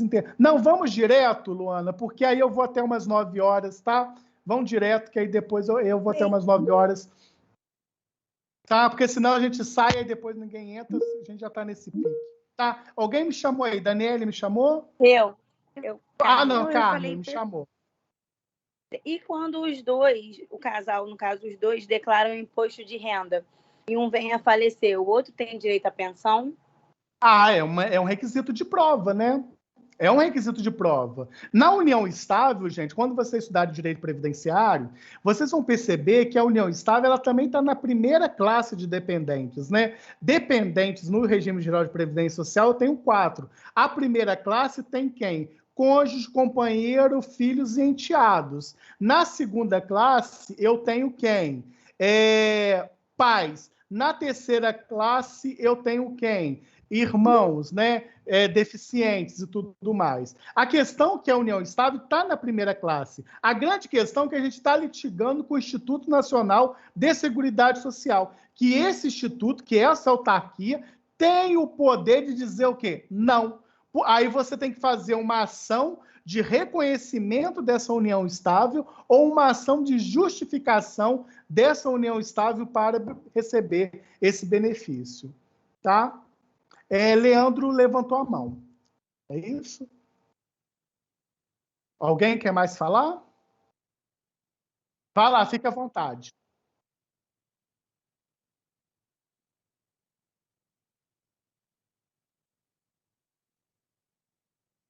Na realidade, eu só fiz mesmo essa anulatória, né? Porque quando a gente pensa nessa anulatória, a partilha de bens, por exemplo, ela pode ser discutida em ação própria. Mas era uma possibilidade, né? A possibilidade do afastamento, ela não teria muita aplicabilidade, salvo se eu tivesse aí medidas protetivas. Ou afastamento, aproximação, ou afastamento do lar. ou contato, aproximação, afastamento do lar. Mas aqui, por exemplo, digamos que ela fosse aí uma questão do casamento, né? Aí nessa partilha, aí obrigatoriamente ambos teriam aí esse direito, tá? Mas a gente vai trabalhar direitinho isso na nulidade e anulabilidade quando a gente estudar todos esse regime de bens. Mas aí eu só fiz dela mesmo a ação de nulidade desse casamento. Eu não sei se era alugado, nem me recordo bem, não. Mas ela era de Belford Roxo e ela foi embora. Triste. Eu vou disponibilizar isso para vocês. Lógico, né, gente, que eu vou tirar o nome da pessoa, mas vocês vão ver lá a veracidade disso, tá? É muito triste, muito complicado, tá? Uma outra questão também, né? Um outro princípio muito importante aí, dentro, se um casal entra com divórcio e após isso eles decidem voltar, se não tivesse, mesmo tendo sentença, você pode atravessar uma petição falando que estão voltando status de casamento. É possível, tá? Nada impede. Você faz isso no mesmos autos, porque dentro do processo sincrético, você não precisa fazer ação autônoma. Você faz uma petição intercorrente, comunica isso e tudo mais. Até porque você não averbou no registro de pessoas naturais. Se você averbou, aí não tem jeito. Aí você tem que casar de novo. A única vantagem é essa, né? Com a emenda 66, né? A emenda constitucional 66, que não previa mais lapso temporal de 2 anos para propor o divórcio, de 1 ano para propor a separação, permite isso. Você casa hoje, amanhã você divorcia, casa novamente. Mas se digamos que você não averbou aquela sentença, você pode pedir aí para informar que vocês aí estão de volta e não faz averbação no registro civil de pessoas naturais, tá? Perfeitamente possível. E acontece, tá? Acontece, isso é uma loucura. Vou voltar, é a mulher da minha vida, é o homem da minha vida, é o homem da minha vida, é a mulher da minha vida, volta e faz isso tudo. Mas para averbar, precisa transitar em julgado o processo. Sim, né? Você precisa de ter esse trânsito em julgado e levar. Muitas das pessoas, e se você não averbar, o seu estado continua, tá? Porque você precisa fazer essa prova perante terceiros. Tá, Renan? E aí a gente vai trabalhar isso quando a gente discutir aí separação e divórcio. Até porque tem uma polêmica, né? Tem uns doidos que falam assim, não existe mais separação. É um doido que fala isso, né? Ele não foi revogado, ele pode estar em desuso, né? Mas continua tendo separação também. Mas a gente vai trabalhar melhor sobre isso, tá? Só terminando aqui princípios, né? Uma outra questão também de extrema importância dentro desses princípios constitucionais é uma questão também voltada para igualdade jurídica entre os filhos, né? A gente pode pensar o seguinte, Firmino, você está falando de igualdade jurídica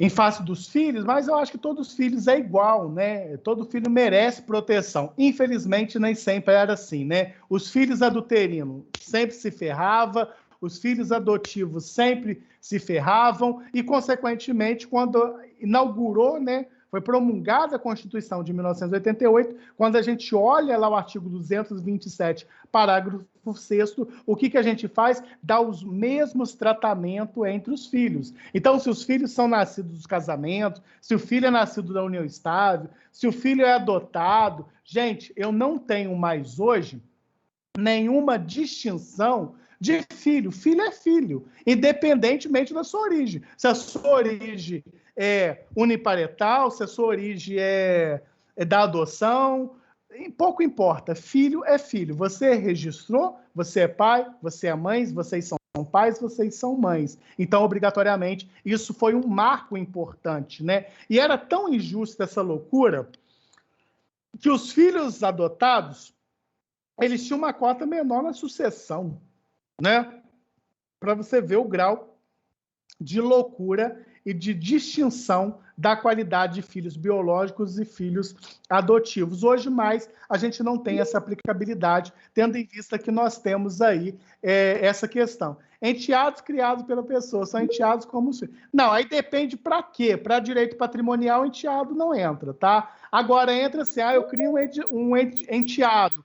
Posso discutir alimentos? Posso. Na questão patrimonial, não, né? Porque ele não... Enteado, você tem um vínculo afetivo, mas o vínculo legal que permite a ele aí discutir patrimônio em concorrência com os filhos, não, tá? Não quer dizer que eu não posso discutir, por exemplo, questões de alimentos e tudo mais, inclusive pensão do regime geral de previdência social, tá? Uma outra questão também muito importante, né, para a gente finalizar aí o nosso raciocínio, é quando a gente olha essa Constituição do direito de família, né, essa Constituição de família, né, como que eu vou constituir essa família, né? Então, eu tenho um conceito, né, dessa Constituição de família, eu tenho um conceito voltado em sentido amplo e eu tenho um conceito voltado em sentido restrito. Então, cuidado, Constituição de família, eu tenho um conceito no sentido amplo e eu tenho um conceito em sentido restrito. Quando eu penso, por exemplo, nessa Constituição de família em sentido amplo, eu vou pensar o seguinte, que todas essas pessoas, elas estão ligadas através de um vínculo de quê? De parentesco. E esse vínculo de parentesco, ele vai decorrer de uma situação natural, ele vai decorrer de uma situação civil, ele vai decorrer pelo vínculo do casamento, ele vai recorrer pelo vínculo da união estável. Então, isso é o sentido amplo desse conceito aí de família. Esse parentesco, ele pode ser, por exemplo, um parentesco natural. Quando eu penso de um parentesco natural, para nós do direito de famílias, a gente pensa que o parentesco natural, ele está vinculado com quem? Com o vínculo sanguíneo.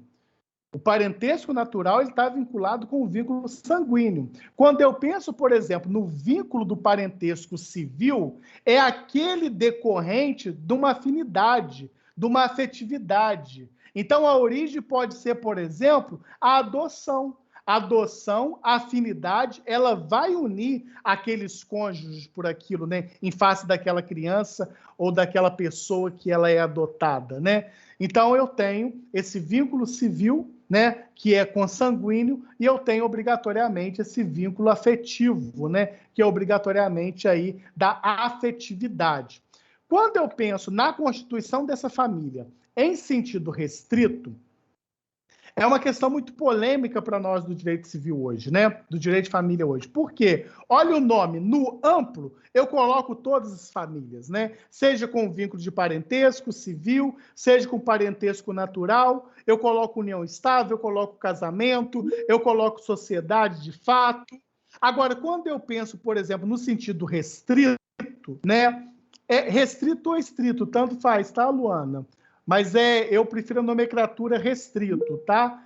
Quando eu coloco, mas você pode usar também estrito, tá? Mas quando eu coloco, por exemplo, nessa constituição de família, no sentido restrito, a gente começa a perceber que a doutrina mais conservadora vai entender que é o cônjuge, que é o companheiro, e aí eu preciso ter filho.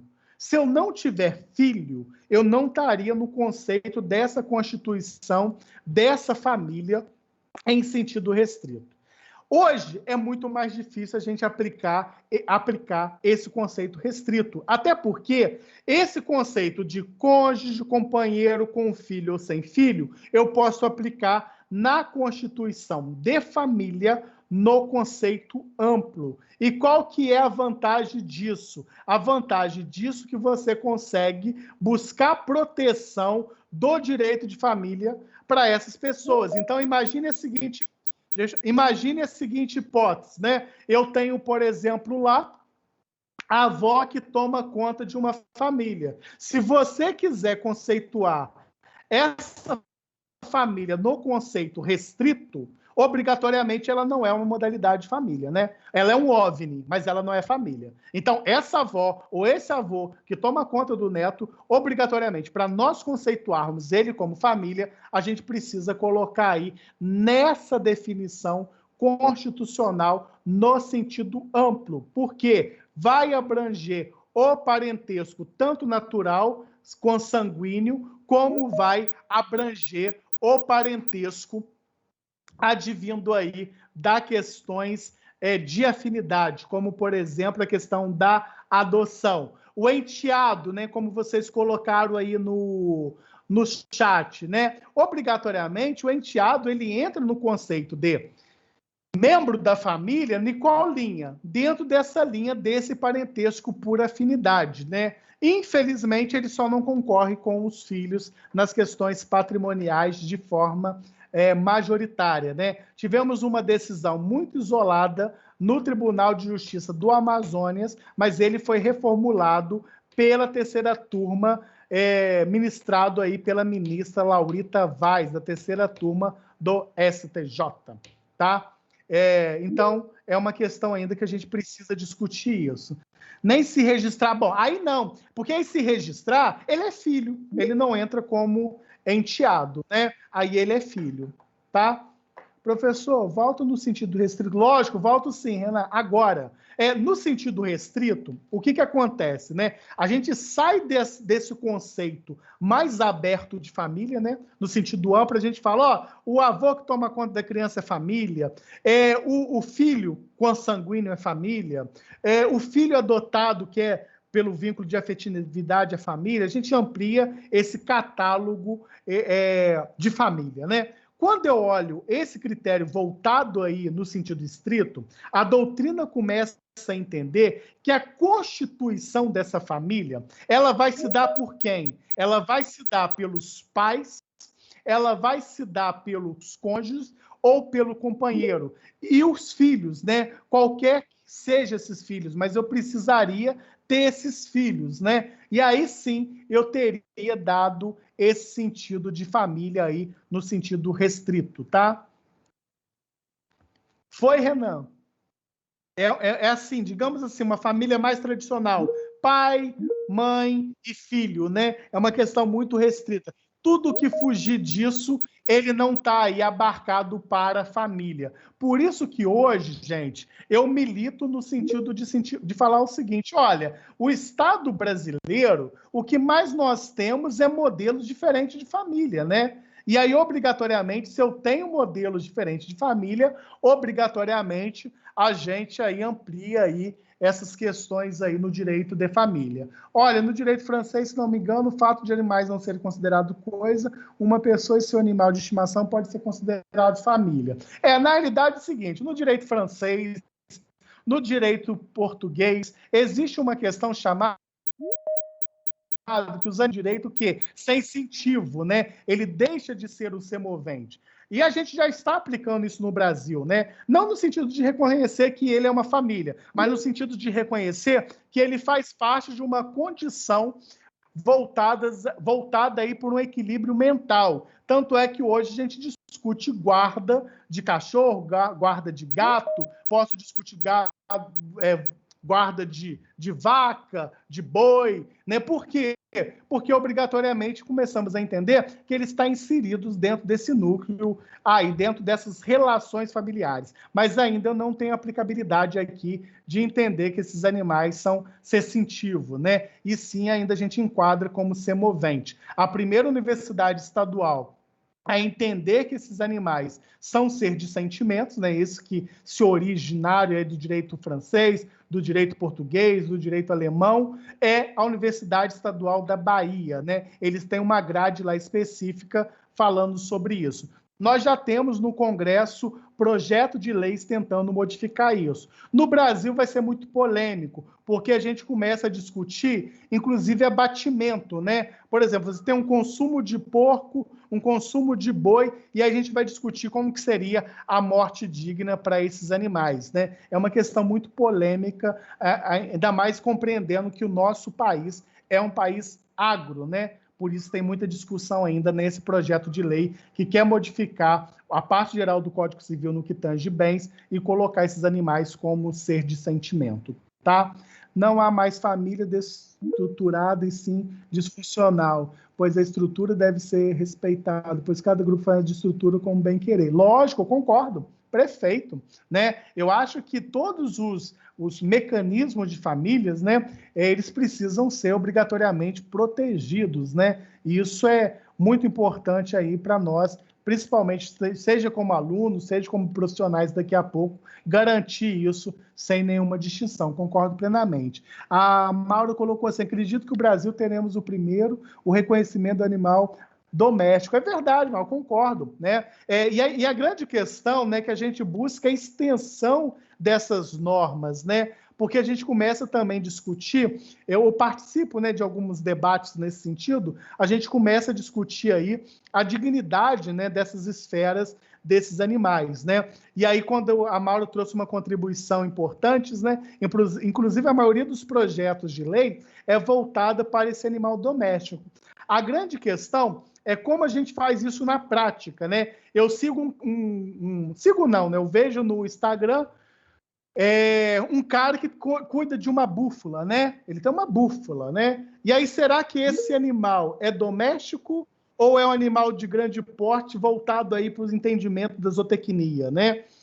Aí é uma questão que a gente pode dar um efeito extensivo dependendo do nosso olhar, né? Mas é uma questão muito interessante que vai ter uma discussão também muito particular voltado aqui para as questões do direito de família, né? A gente já tem guarda desses animais, nós já temos tutelas deferidos, inclusive nós temos algo muito interessante que é chamado de quê? Regulamentação de guarda, regulamentação de guarda e regulamentação de visita, né? Aquilo que a gente faz com o menor, esse vai ser o quê? Uma visita livre ou uma visita assistida? Como que vai ser isso? E aí a gente tem isso também aplicado a esses animais, né? 15 dias na casa de um, 15 dias na casa de outro, aniversário de um com uma pessoa, aniversário de um com outro, data dos pais com um, data das mães com outro, isso tudo a gente discutindo as questões voltadas para esses animais dentro do conceito de direito de família. Haverá muita controvérsia nesse, com certeza, Tiago, e não vão ser poucas não, tá? Mas isso que é interessante do direito, né? Por quê? Porque a gente vai buscando a evolução legislativa, né? A gente nunca pensava, por exemplo, que quando a gente olha a questão afetiva dentro de uma constituição de família hoje, no sentido amplo, ele durante muito tempo gravitou por aquilo que a gente chamava de sociedade de fato, né? Muitas vezes se buscava a guarda desses animais e a ação era julgada extinta, porque antes, né, a impossibilidade jurídica do pedido era matéria de preliminar, hoje não é. Hoje, impossibilidade jurídica do pedido numa esfera processual, ela está relacionada com mérito, né? Ela deixa de ser matéria de defesa indireta e passa a ser matéria de defesa indireta, e hoje a gente percebe que tem juízes deferindo, dentro de uma tutela jurisdicional, esse reconhecimento. Mas eu concordo plenamente com o Tiago, falando que é uma discussão ainda muito calorosa sobre esse tema, tá? E aí, com isso, a gente fechou aí esses princípios, essas conceituações e essas evoluções advindo aí do direito de família, tá? Eu vou agora deixar vocês à vontade. Quem quiser me fazer uma pergunta, eu vou ficar à vontade em responder, tá? Alguém quer fazer alguma coisa? Porque aí eu vou parar por aqui para não entrar na outra matéria. Fique à vontade, gente. Pode ir embora? Obrigada. Quem me chamou? Eu só agradeci, professora. Obrigada pela aula, Daniela. Daniela, muito obrigado. Eu que agradeço. Ainda bem que deu tudo certo. A Luana falou que ia tomar um Rivotril, mas graças a Deus a gente conseguiu conduzir hoje bem aí com a internet. Vai lá, Luana. Firmino, em relação ao TED, você não falou como que vai ser nosso TED, se você já pensou em algo. Pensei ainda não. Quando estiver próximo, né? Aí eu mando para vocês. Mas aí eu mando antes, né? Porque eu sei que nesse momento virtual, né? As pessoas ficam mais atarefadas e precisa com tempo, né? Mas aí eu me programo antes, tá? Eu vou tentar... Até porque a gente está em época também, vamos iniciar a questão do TCC. É chato, né? Não, corrido. Não, lógico, eu concordo. Eu vou preparar para vocês fazerem com tranquilidade, com calma, para vocês não ficarem prejudicados, tá? Me dá só um tempinho que aí a gente resolve isso para vocês, tá? Obrigado, professor. Beijo. Eu que agradeço, hein, gente? Muito obrigado. Qualquer coisa, estou à disposição. Agradeço aí pelo o carinho aí no chat. E vamos que vamos, hein? Uma boa noite, fiquem com Deus e até a semana que vem, se Deus quiser. Tá? Obrigada, professor. Até mais, gente. A gente foi direto nesse intervalo, porque senão não dá tempo, né? Porque se eu der esse intervalo, fica pior. Aí eu prefiro seguir. Valeu, professor. Boa noite. Igualmente, gente. Dá lembranças lá ao seu ser de sentimentos. Anel, com certeza. Gente, boa noite, fique com Deus. E até semana que vem. Até mais. Muito boa noite, gente. Deus quiser. Deus, professor.